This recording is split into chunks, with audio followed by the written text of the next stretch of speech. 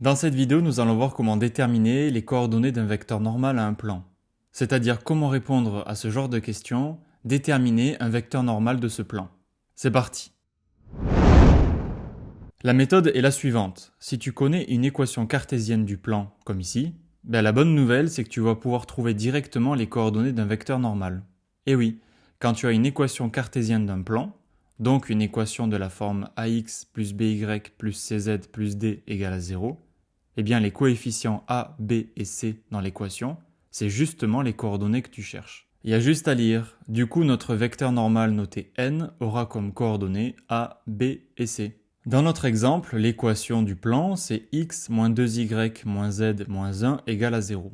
Donc notre vecteur normal a pour coordonnées 1, moins 2, moins 1, et c'est terminé.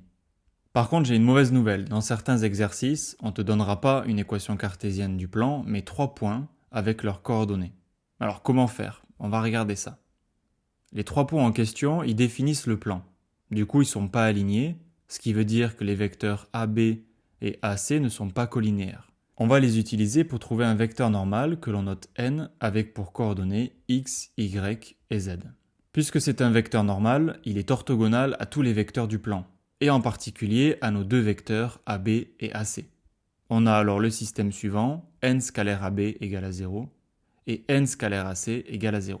Si on exprime les produits scalaires en fonction de x, y et z, ça nous fait moins x plus 3y plus z égale à 0 pour le premier, et moins 2x plus 2y plus 3z égale à 0 pour le second. Ce système, on ne va pas le résoudre comme d'habitude, car il n'a pas qu'une seule solution. Il en a une infinité. Et c'est normal, un plan a une infinité de vecteurs normaux. Donc ici, on a une infinité de possibilités pour les coordonnées. Du coup, comment faire?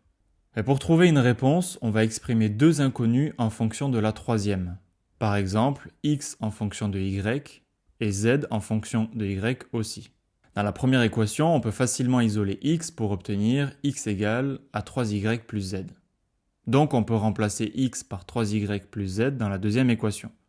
On a alors moins 6y moins 2z plus 2y plus 3z égale à 0. Et la première équation, elle ne bouge pas. Ensuite, on isole z dans la deuxième équation, on obtient z égale 4y. Allez, plus qu'une étape, on va remplacer z par 4y dans la première équation et on obtient x égale à 7y. C'est bon, on a bien deux inconnus, ici x et z, en fonction de la troisième, qui est y. Mais du coup, on fait quoi avec ça? Eh bien, pour chaque valeur de y, on obtient les coordonnées d'un vecteur normal au plan ABC. Ce qui veut dire qu'on peut prendre la valeur de notre choix pour y, genre n'importe laquelle. Moi, je vais pas être très original, je vais prendre y égale à 1. Du coup, x est égal à 7 et z est égal à 4. Donc les coordonnées de notre vecteur normal sont 7, 1 et 4. En prenant une valeur différente pour y, tu obtiendras les coordonnées d'un autre vecteur normal du plan. Alors je te rassure, tu as très souvent une équation cartésienne du plan. Donc ce sera facile de trouver les coordonnées d'un vecteur normal avec la première méthode. Et voilà, c'est terminé, tu sais maintenant comment déterminer les coordonnées d'un vecteur normal à un plan. Si cette vidéo t'a plu, n'hésite pas à liker et à t'abonner. On se retrouve tout de suite pour une prochaine vidéo.